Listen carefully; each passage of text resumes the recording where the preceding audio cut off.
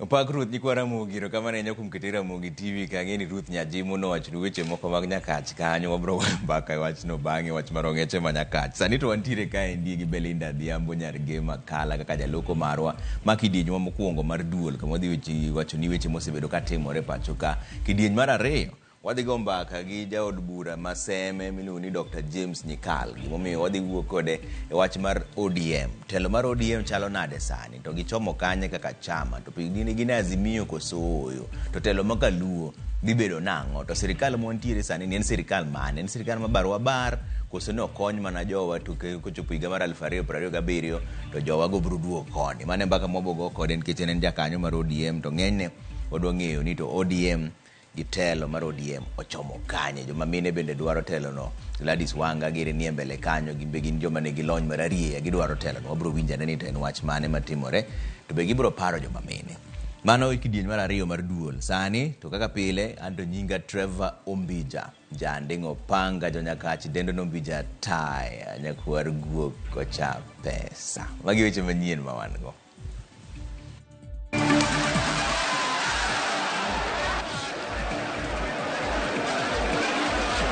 Kwa hakika wameingia kwa maduka, wamekunywa soda, wameingia kwa mahoteli, wamekula chakula ya wengine, wamefunga biashara. Violence comes because maybe a team is not well prepared.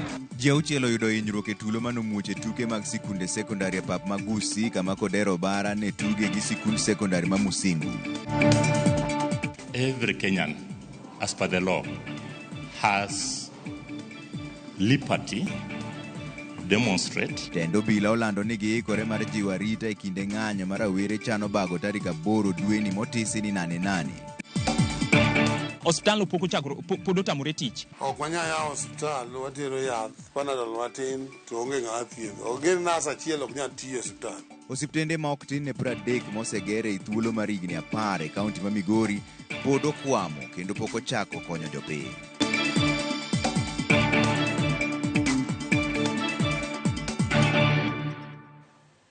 Ero kamano kuketo Ramogi TV kwa doer winjo pachi 2-3-6-9 kaka inyalo yudo. Wamohe oji 6 dhi nyime gi yudo thieth e osiptende mopogore opogore boma ma Kisii, ka ji mamoko ma kwan gi pok oyangi bende oringo gi hinyruok e lweny manomuoche tugo mane obagi mar sikunde mag sekondari e paw tuke mag Gusii Stadium.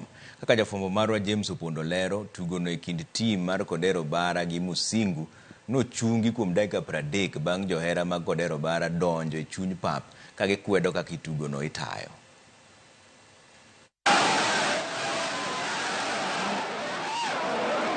Ma e kaka ne chalo e alap Gusii Stadium County ma Kisii bang' tugo mane dhi nyime kind sikund Kodero Bara gi Musingu bedo gi rochruok.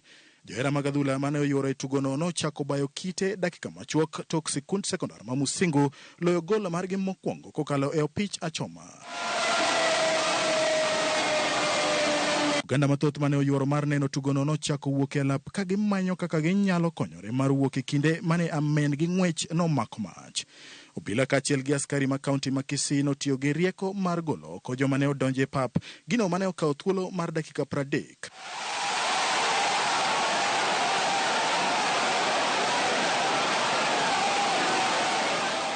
Lweny mochuo chieng' ne odhi nyime oko mar alap Gusii Stadium kama jopiny ne bayo obila gi kite. Moheo ji 6 mane oyudo hinyruok ne oring godo e osiptende mopogore e boma ma Kisii. Ubabe wa mpira ni kwenye uwanja. Ubabe wa mpira si kwenye stands pale mahali mafans wanaona mpira. Kwa hivyo kuanzia hapa kwenda mbele, najua mchuano huu bado haujakamilika. Tunatarajia kwamba wale ambao wana tabia kama hizo, tafadhali haina haja. Inakuwa aibu sana kabisa kwa mashabiki kama sisi. Tumetoka mbali, tumetumia pesa kuja kuangalia mpira wa wanafunzi. Tulikuwa wanafunzi sio villagers, na wakiingia kwa uwanja ambao umetengenezwa pesa nyingi, harati ametengeneza, wanaharibu kila kitu.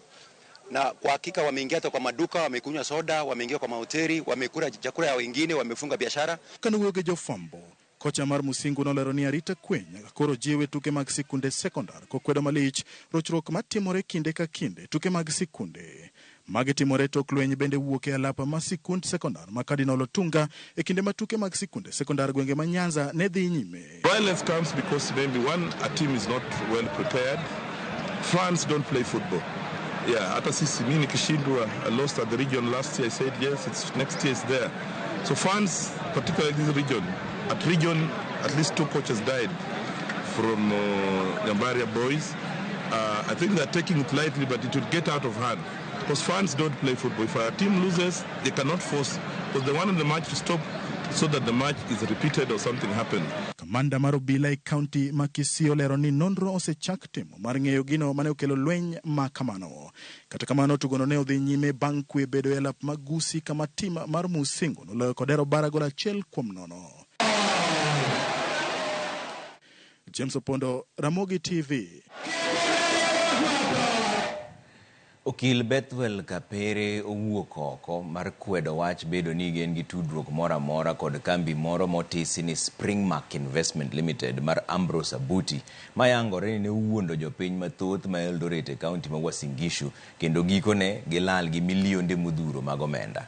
Moko kuom jodak ma Eldoret mane oketo pesa gi e kambino to medo yuago lal ma giyudo ka giseyo jotend kanisa mar Dominion ma yudore Eldoret kuom jiwo gi mondo giket pesa gi e kambino. Joyce Oduor giler mar wachni.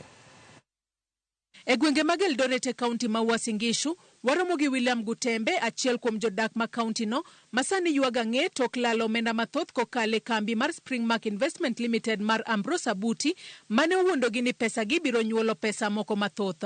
Gutembe wacho ni moko kuom gi ne okawo nyaka hola to nyaka sani pesa gi olal miru. Tuliweka pesa bila kuambia mabibi zetu, wengine hawakuambia mabwana zetu, wengine tuliomba pesa tukatoa kwa watu ambao tunasema ni ya kwamba marafiki. You introduced friends. So they are on our neck like, bring Ambrose, wewe ndio chanzo ya ishi. Gutembe ma en mana achiel kuom jodak ma Eldoret makwano lal mathoth, seyo jodolo mag kanisa mar Dominion manie kar dak ma Action e boma ma Eldoret e kaunti ma Uasin Gishu kuom siko kaso gi mondo giket pesa gi e kambino. Ushawishi wa kanisa la Dominion. Mababa zetu wa kiroho walituingisha kwa shimo, na si at ilifanyiwa nje, ilifanyiwa kanisani. Na nasema nyinyi wote nataka mwekeze. Unaanza kusikia watu wa 1 million simameni mwekeze hapo 2 million, hivyo ndivyo ilivyokuwa. Bende olero ni Ambrose ne nigi oboke duto nyaka mayange kaka jal manyalo golo omenda mathoth kowuok e agulu mar bengi, to gino madhiero gi nono en kaka ne oyudo oboke go duto to kara nen mana chuth mane owuok oko mar mayo jopinya. Unajua kitu ambacho kinanishangaza ni ya kwamba Ambrose alikuwa mpaka na certificate ya capital market ya Nairobi Forex ya Kenya hapo nayo. Namba 2 alikuwa mpaka na license ya county. Namba 3 alikuwa na transact on a daily basis over 5 million. Kwa hivyo alikuwa na barua kutoka kwa Central Bank, approval ya Central Bank ya kwamba you can transact from the bank over 5 mpaka limit ya 5 million. Sasa sisi tunachezwa kwa sababu hizi institutions zote zina intelligence yao kujua huu mtu ni sawa, huu mtu sio sawa. Okil Bethwel Kapere maliekorini netiyo machiegni kod Ambrose Abuti owuok oko mar kwedo tudruok mora mora gi kambi mar Ambrose kowacho ni ne omiye mana tich mar loso raka mane miyo joma ne keto pesa mondo onyuolre. Ambrose company is purely independent. It has nothing to do with this law firm. There's no money trail through here. No one paid any money through this company. Everything else was done through Ambrose. Okil Kapere bende olero ni onge pesa mora mora mane ichulo kokale kambi mare mar okil, kolero ni ne oyango mana jogo ma Ambrose ochulo. The same way he used to handle his clients at a personal level, that is the same way we. The only thing I was ever requested to do was once he made payments in between, was to draw an acknowledgement that this client has been paid this much. And that is purely within my rights as an advocate, because I have the agreement. Jogo mane Ambrose olal kod omenda magi koro kwayo sirikal mondo konygi e yudo ratiro magi. Serikali haiwezi kuambia kwamba hatujui mtu mahali hapo. Serikali inajua mahali yako. Lakini nani anamfunika Eldoret? Joyce Oduor, Ramogi TV. Johala machiro mar Toi dhi nyime gi gedo manyien mar kuonde gi mag ohala tok muoch mar mach manowang'o chiro no endo. MCAs mag kaunti ma Nairobi ne olimo chiro no odiochieng' ma kawuono mar kawo pach johala kaka inyalo pog kony ma giseyudo. Kaka jafwambo marwa Efi Nyakidi lero, kuom chiwo mar siling milion 1.5 manochiw gi jatend ODM Raila Odinga, siling 400,000 ibiro mi familia manowito wedegi. Ma e chal mar chiro mar Toi ndalo adek tok mach makoch muoch kendo miyo jo ohala wito mwandugi kod ji 4 wito ngimagi. Jo ohala osechako gedo manyien mar kuondegi mag ohala. E kindego, jotelo mopogore opogore otimo limbe e chirono mar kawo pach jo ohala e wi kaka inyalo pog chiwo ma giseyudo. Koloso e chirono, MCA Masara Ng'ombe Ward Lawrence Otieno owacho ni e kinde mane gavana ma Nairobi Johnson Sakaja nolimo chirono, nokomiye thuolo makare mar loso kaluwore gi ichwang' mar jopiny e wi singo mosebed kichiwo maonge tim. Lawrence oyango ni kuom chiwo mar mabati 1,000 kod shillings milion 1.5 manochiw gi jatend duond bura mar ODM Raila Odinga, shillings 400,000 ibiro chiw ne anyuola manyo wito wedegi. Pesa mane jakom ochiwo nyoro total nyo gin shiling milion 1.750. Ne asewuoyo kod jo wafanya biashara bane giwacho na ni mondo pesa no family ka family dhi misling 100,000 ma mondo gidhi ne ka ginyago chalo go ikrok mar dhi ko jogi manyo giwito ngima. Omedo ni achiel kuom yore mag keto arita makare e chiro matoi en mondo sirkand county oket picha mag wang' dede kata CCTV kod teyni marieny otieno. When the county will take over the management, I think the county government will organize now the security for our county to manage these security issues here.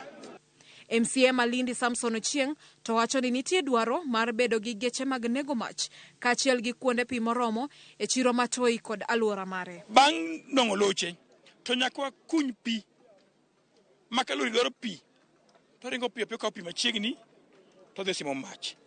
Wach moro ni dhi simo mach Toi to pi omo Githurai ok nyal konyowa. E chiro ka chiro nyaka kunye pi mabedo mar emergency ma kapo ni lori obiro to pi orumone to pigre mokaw to nego machiegni kanyo. Jakom mar chiro mar Toi Joshua Ogol olero ni chirono opoge kidienje 10 to kata kamano kidienje 7 kende emane oyudo masira makama. Sons mobedo gi shida gin sons 7. Wasebed kod leaders mag sons 7 gi magisekawo nying jokanyo matimo ohala kanyo. Koro ka chiemo kata kony moro amora obiro to waketo gi kamoro achiel to waluongo jotelo mantiere e sons go nikech gin ema ging'eyo jo ohala man kanyo. Koro ng'at moro amora moa oko mare ingaringa ka otit around koro odhi yudo ka koro kare onge. Koro gin ema wamiyo gi gigi to gidhi poko e son moae. E kindego, jo ohala kod jotelo omedo kwayo kony kuom jogo ma chunygi ng'won mar ni kony ma giseyudo nyaka sani okrom kaluwore gi kwan ji manowito mwandugi. Ne wawinjore gi administration mar chiro ni pesa mane Raila okelo ni omedgo mabati moko. Noluongo traders, but traders oyieno omedgo mabati moko. Kata kamano ineno ka ji to dhi mbele chapni koni gi koni ka ji gedo. Jogi gedo gi pesa mar mfuko gi gichakogo. Gichakogo pesa mar mfuko gi mondo ka kony cha biro to yud ka gidhi mbele. E kinde ma jo ohala gi dhi nyime gi gero manyien kuondegi mag ohala, gimedo kwayo kony kowuok kuonde mopogore opogore mondo kony giduoko ngimagi e yo makare. Efinya Kidi, Ramogi TV, Nairobi. Ma achiel kuom mbaka mang'nwa go bang'e gi Dr. James Nyikal ni gavana ma Homa Bay Gladys Wanga dhi nyime kod yudo sir mar bedo lemo mar jalup ogai mar duond bura mar ODM kaka achiel kuom lemo madito masani odong' nono e ODM bang' ka nyocha owal moko kuom jotend duond burano e lemo mag migepe. Riwruok mar jood bura ma Wakeini iluongo ni Kewopa wuok oko ka sero ombulu ne Wanga ka giwacho ni lony mare mar rieya e duond bura mar ODM nyiso ni oromo bedo e mesa maduong' mar ODM. Kaka jafwambo marwa mar siasa Chris Owino lero, wach makamano bende osir lwedo kod MCAs kod jokombe mag ODM e kaunti ma Homa Bay. Sulwe mar gavana ma Homa Bay Gladys Atieno Nyasuna Wanga dhi nyime kod rieny marachar e duond bura mar ODM. Let us know when you are ready. Riwruok ma jotelo ma joma mine Kewopa owuok oko mar chwalo kwayo margi mar keto Wanga e kom maduong' mar telo ne duond burano ka lek margi en miye lemo mar bedo jalup ogai. Ka giloso kod jofwamb weche e alwora mar od bura, jo od bura go wacho ni ng'ama miyo onego yud achiel kuom lemo 3 masani odong' thuolo e duond bura mar ODM to wenge gineno mana Gladys Wanga kaka ng'ama miyo manyalo rito olemo mar machungwa maber gi chia kod hera mondo kik oto. Sisi tunajua katika chama cha chungwa kuna kina mama wengi sana ambao wamekuwa katika chama tangu kitambo, wamepigania chama na wamevumilia mambo mengi sana. Lakini tunajua tuna dada yetu ambaye ni mheshimiwa gavana wa kutoka Homa Bay, Mheshimiwa Gladys Wanga, ambaye tunaona yeye ameng'ang'ana sana na tunaona uongozi wake vile alivyofanya haswa kwa hivi sasa akiwa kama gavana wa county ya Homa Bay. We are not begging or asking for tokenism. We are saying she's capable. We have seen her leadership in the last parliament as the chair of finance. She did so well. She excelled. As you have heard, she is the chairman or chairperson of ODM in Homa Bay. You have seen her excellent track record as a governor now. Lemo mar jakom mar ODM ne odong' thuolo juma mokalo bang' John Mbadi Gwetao kaluwore kod gwelo mare ka jatend migawo mogwel mar omenda kod jatend piny William Ruto.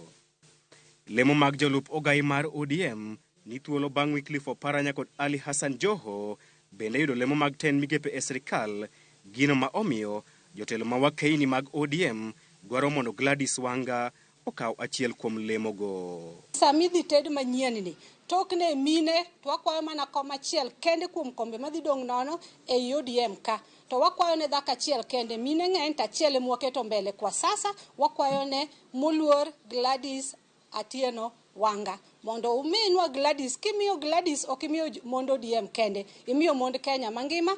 Awuka mar Gladys Wanga bende odhi nyime kod kutho e kaunti ma Homa Bay kama jokombe mag ODM e kaunti no owuok oko mar goyo ne debe e kawo lemo mar jalup ogai mar ODM. E bwo telo mar spika mar od bura mar kaunti ma Homa Bay Julius Gaya kod jatend kweth jo od bura mathoth e kaunti no Richard Ogindo, jotelogo oramo ni kinde osechopo mar miyo Gladys Wanga lemo kuom tego duond bura mar ODM e kaunti no. Wanseneno kaka Governor Gladys Atieno Nyasuna Wanga osetiyo gi party nyaka no chak politics mare, kaka ose promote party activities Homa Bay kaka otimo weche mag party kata national level, kaka defend the party. We feel ni Gladys Wanga oromo bedo achiel kum deputy party leaders mar ODM Kenya ka mondo ODM odhi mbele, ODM ikre mar kawo sirikal in the next election. Kamano. Koro ogai ma kojolo mar obila Gilbert Masengeli koro kone jo ng'anyo ni obi oluw chike ma pacho ka ende ng'anyo ma gichano bago tich ang'wen mar jumani. Bendo lero ni bad migawo no ikore mar chiwo arita makare ne oganda jo Kenya kinde ng'anyo no mar awere sani chano bago kendo motisi ni nane. Jafumbo marwa Eric Owenga ni kod ler mar wachni. Masengeli mayande omi thuolo mar telo ne obila ma pacho ka e yoko jolo nobedo kod romo moyiedhi mar poro wach gi jotend obila madito ma pacho ka. Mae ne en romo mare mokwongo mar ng'eyo malong'o kendo bero ng'iyo kinde kod obila madito duto matiyo e bwoye. Romo ni kata kamano ne omiyo pek wach mar ng'anyo mago mosetimore thuru ka dweche ariyo mokalo kama hino margi ne giketo e wach ng'anyo ma ichano bago thuru ka tich ang'wen ma bende otisi kaka nane kendo keto ne ikruok e yo mowinjore.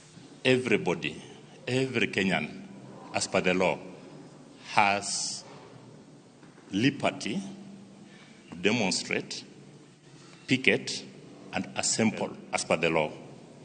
And that one, each and everyone is very much aware. Romo mar Masengeli gi jatend obila ne en mare mokwongo to okawo apis e yoko jolo joma mokalo.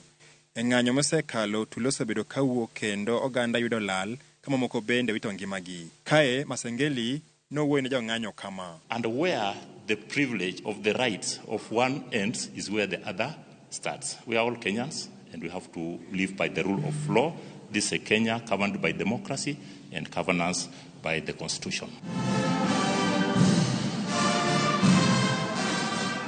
Duol mar Masengeli e weche mag ng'anyo kata kamano nonenore kama obolore ma opogore kod kaka jotelo mamoko mag obila osebedo ka chiwo siem mager margi e wi ng'anyo. Kalure kod apisas mane oyuoro romo bende ne otwak e wi midhiero mamoko ma osebedo ka nuro bad migawo mar obila no kendo chwalo paro maliw kaka midhierogo inyalo rakruok godo mar medo chia makare mar obila e tiyo tijgi. Wach mar ng'anyo matich ang'wen no gie sani medo nyuolo paro ka kweth mamoko to kwede mokalo. We also appreciate the rest of the population for allowing peace to reign and the President to make changes. We finally appreciate the steps made by the President in resolving the crisis, including the introduction of a broad-based government to include members of the Lakeside region. Therefore, I'm calling upon the youths of this republic that let us give the President time so that he can work on what we call upon him to do so. Secondly, again, we want to call upon the President that as we stand here, we have some of our youths who were killed in the demonstration. We have some of them who got injured and are still in the hospitals. So as you promised Kenyans, let's ensure that you expedite the process of compensation to these people. Gima koro irito neno en ka bende okenge ma apisas magarita kwe oketo gie sani duto mar thiro ng'anyo ma ichano e pacho ketich ang'wen bende biro nyago lemo makare. Ero mare mokwongo kod apisas madito mag obila e Thuruka ogai mako jol mar obila Gilbert Masengeli koro owachone ohikre marakre kod midhiro duto mosebedo ka chando bar midgarono ahinya to e weche mag arita kwe. Ka wenge dito gie sani koro ng'iyo tich ang'wen kuma oganda ochiko bag romo mag lamoro mar pingo sirikal. Eric Owenga, Ramogi TV, Embakasi, Nairobi County. Bas mano kama koro wadhi yue moro machuo ke chenro moro mar duol ka indi taneno kuse orote wari adeka uchiel nono Ramogi TV asiro moluor Governor Gladys Wanga bedo jalupo gae mar ODM mano Joe Odundo mtu kubwa size ndogo kani Lucky Sama ero kama na inya Joe Ramogi Anlawi wuoda Dori kana Renya waneno TV yo makare Mosno Bishop maro miluongo Mondi Mamba ero kama na inya Ramogi TV Trevor Imore asedonjo kindane no weche mag duol kan Karen kaendi an wach mach matoi market no ema podo mako dhoga kaka pile an Benta Charles kani Karen Benta ero kama na inya kumketo Ramogi TV ka kete uru mana kanyo kuntiere Leafy Suburbs kanyo Trevor maendi en wuod Nyakobura Ochuka Derrick Ochieng ka wuok Chemelil Goliago Village aworo kama Kenya ochimo menye sisi kama Gen Z ndio wakombozi wa hii taifa and the Central Africa koro nego beni rowere bende sa giochopo manyaka koro mithuolo people like Babu Owino nyaka mithuolo e ODM kaendi ero kamano telo mar ODM oken mar Nyanza kende eni Ramogi TV ler kendo leo amor kodi Mr. Mbija mosna bro na mlong ni Victor Ochuka gijaode Mama Wendi kagin Embakasi kanyo ero kamano ahinya mano wuod Nyakobura Ochuka Derrick Ochieng kawuok Chemelil Goliago Village kanyo koro dhi yu moro machuko dugo to podon weche manyien mobro kelo iri ka omiyo kik dhi mabor ahinya taneno ka ote moko pod ntiere ari adeka uchiel nono abro somo moko kuom gi bang'e kik dhi mabor ahinya.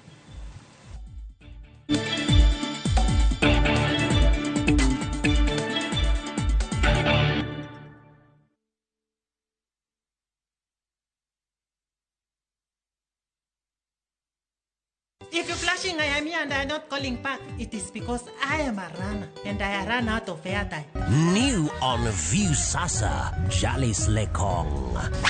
Due to public command, I come to real life now. A marathoner who can run through your ribs with his humorous lines. Even when I met my wife for the first time, I ran out of words, I ran out of breath, then I ran crazy for her. Now I am jumping to conclusions. Enjoy these hilarious and entertaining stories of Jalis Lekong. Yani, ikitikwa makuna. Exclusively on View Sasa. Thank you very much. Karibu tena, asante sana.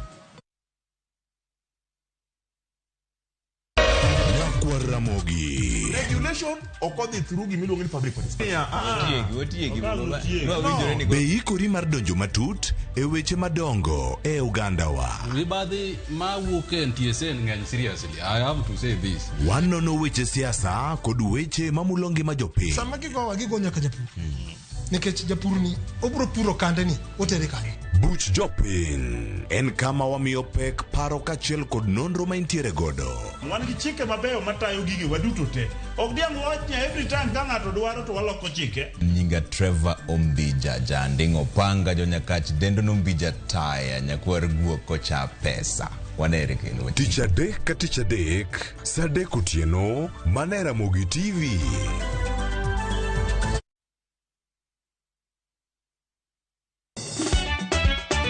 Tugo koro e eka iye ochacho.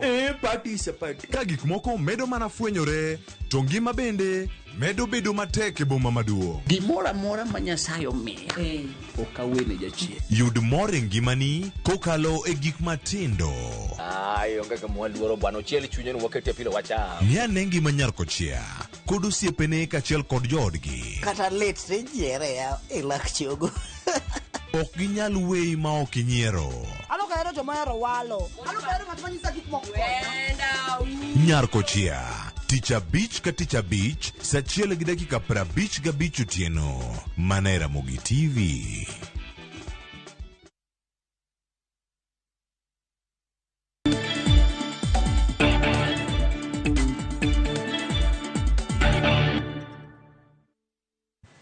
Orwaki kendo ni riwruok mar jotich e mbalariany ma Nairobi University of Nairobi Academic Staff Union miluongo ni WASU ochiwo ndalo 7 mondo ywaruok madhi nyime mbalarianyno mosemiyo nyaka jalup Chancellor Stephen Kiama ochungie tich mondo rum.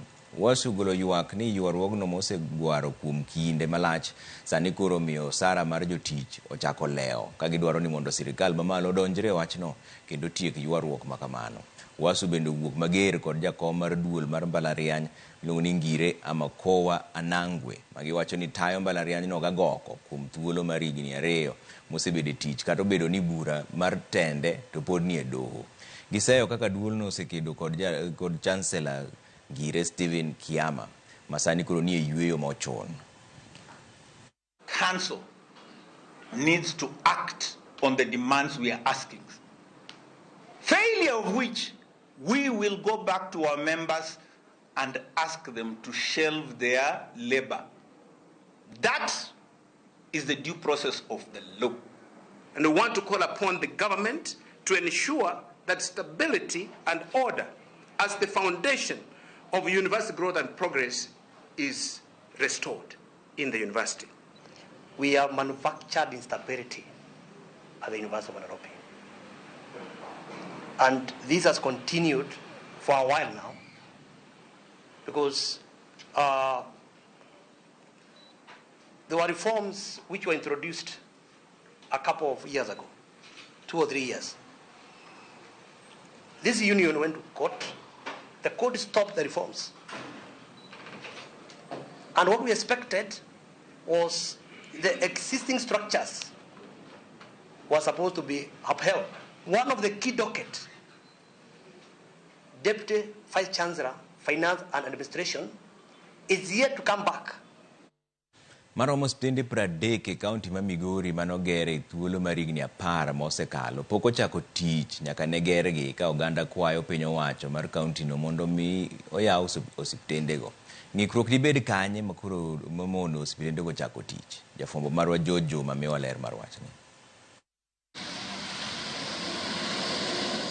Piny owacho mar kaunti ma Migori kinde mar higni maloyo 10 osebedo ka oketo maine chopo lek mane oganda duto e kaunti ma Migori oyudo yot e yudo thieth makare mabende dho ngere dendo kaka universal health coverage.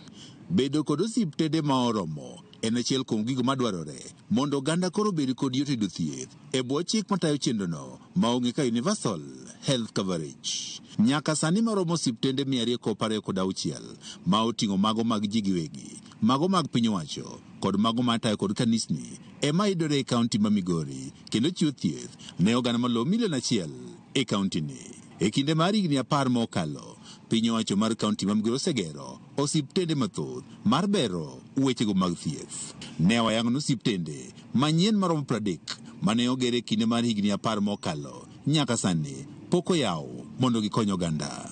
I program wan gi osiptende 30 mobiro yaw.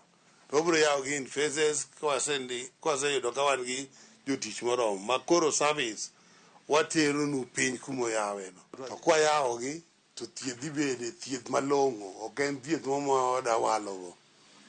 Mana kaka neno watiye iye kani eka gwada yawo maka mondo tich odhi maber. Osiptal kata dispensary mar Ore e subkon ma Suna West en achiel kuom osiptende mapok oyaw kata bed ni gedo margi to ne orumo higni mathoth mokalo. Jodagego mag Ore wacho ne gisido kuom higni mathoth mondo osiptal moro ochak tich mondo gibed kod yot e thieth, kata kamano mae koro pok otimore. Osiptandni ok ang'eyo ni sama ne Mheshimiwa Obado chake ok ang'eyo ni satan mane nitie. Nitiere promises mang'eny sani e osiptandno ma kata nyaka gi sani osekawo kendo pesa mar county mano onego bed ni konyo weche mamoko to nyocha osedhi mokuncho kanyo motim mochako wir nyaka rangi osiptandno pod otamore tich. Jatend migawo mar thieth e kaunti ma Migoji Lesawuor Nyerere wach ni giketo kinge makare mar neno ni osiptende mapok ochako tich oyaw machiegni. Nitie ikete budget.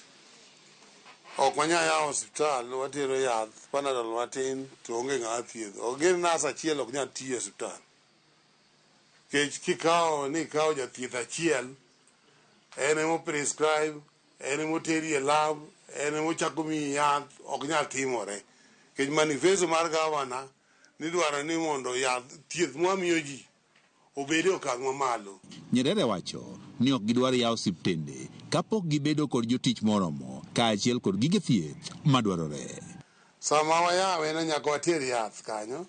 Sama wayawe ne jotich nyaka bed kanyo. Sama wayawe ne nyaka bed ng'a rito kanyo, security kanyo. To moko unya neno ni building nitie. To building okete to pi pok obedo. Koro nitie budget wadhi ni ma osebedo gi meet conditions temwa oromo yawa. Ok inyal bedo ni thietho kama pi onge. Nyaka wabed gi water tanks. Ok inyal bedo kama ithiethe kama cho onge. Nok ma jochiw thieth kod kuonde thieth onge mar omenda moromo ne migawo mar thieth gin mokum gigo mosethiro chenro mar piny owacho ma Kenya maneno ni oganda duto oyudo thieth makare.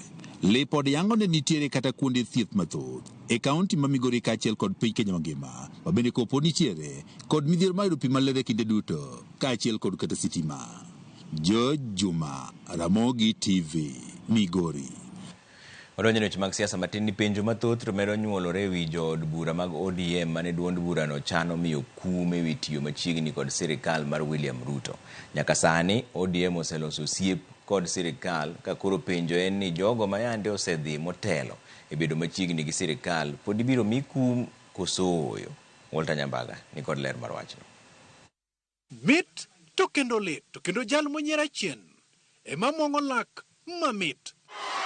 Mbaka masani dhi nyime chunjo od bura mag ODM mane ochan mi kum tiyo machiegni kod jatend piny William Ruto. Bang' jo od bura chiko ne timo limbe ne jatend piny William Ruto e kar jot mar jatend piny Nairobi tarik 4 dwe mar 7 higa mar 2023 e duond bura mar ODM ne okawo okang' mar chako lai mar kum ne jo od bura go. Kamiti mar ODM ne oluongo nyaka moko kuomgi mane oluto mbulu ka siro chik mar omenda mar 2023 kendo chiwo chako lai mageto miyo gi kum. Jo od bura go mane oyudore kama tek tiyo kod William Ruto oting'o Karoli Omondi ma Suba South, Paula Buor Marongo, Felix Odiwuor, Malang'ata, Mark Nyamita Mauriri. E listino bende noting'o Seneta Tom Ojienda ma Kisumu, Elias Odhiambo Magem kod Gideon Ochanda Mabondo. Jo od bura kaka Mark Nyamita Mauriri ne oredhi fwai ma ok tin ne shillings milion 1.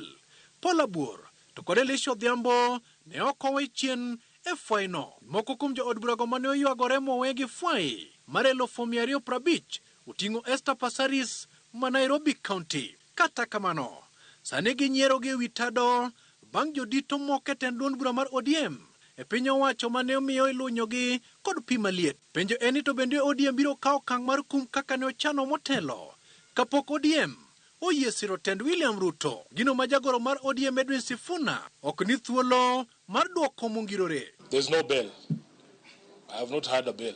I want to take this opportunity as the SG of ODM to thank the constituent parties of Azimio for the decision today to endorse the proposal by ODM to have Honorable Junet Mohammed replace the Honorable Opiyo Wandayi, who has been nominated as a CS for Energy. Penjo medo gidore kopo ni ODM biro dhiyo nyime kod nono matut gimomiyo jo od bura go ne oyiero tiyo gi Ruto. Gimomiyo ne giwacho ni gilimo Ruto ne dongruok. Bende ODM biro duoko fwai mane ogo jo od bura go kopo ni ne gichulo. To bende ODM biro gwelogi kendo kwayo ng'uono kaluwore kod okang' mane okaw mar bolo moko kuom jo od bura go e lwet nono.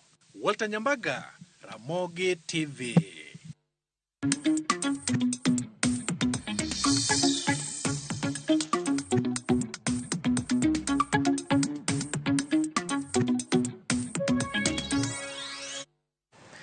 Tend kambi makeyo teko sitima Kenya Power dwaro mondo migao mar teko go mbaka gi jo ohala moketne gi winjruok e kinde mokalo mosebedo ka medo nengo sitima kaka yor duoko piny pek ne oganda ma jo Kenya. Giwacho magi e kinde mane gichopo e od bura mar duoko penjo e wi nengo mamalo mar teko sitima e pacho kaendi. Jo od bura go ne dwaro ng'eyo gimomiyo nengo mar sitima thoro dhi malo kinde ka kinde pacho ka e kinde ma oganda jo Kenya bende yuago pek mar ngima. Why are we selling? Why are we one of the two countries only in East Africa that is supplying power at about 23 to 28 Kenya shillings per kilowatt, and yet our neighbors are saying there are some that are selling for about 9 shillings. When will you ever bring industries here? Companies are leaving Kenya. What is it that you think this committee can help you do to enable you sort out some of these issues? Because when you're talking to Kenyans out here, all of them, if you are to ask 3 people whether any of them has an issue with Kenya Pipeline, you'll find that all of them, Kenya Power, you'll find that all of them are having issues. So what is it that we can help you do as a committee to sort out some of these issues? KPLC and All Power 4 entered into an original power purchase agreement 5th November 1998. I'm very happy that we are together in this, and I was really looking for an ally on this particular matter, and meaning that we must work together to try to give Kenyans the solution and rescue them from these people who are stealing. Honestly, they are stealing from us.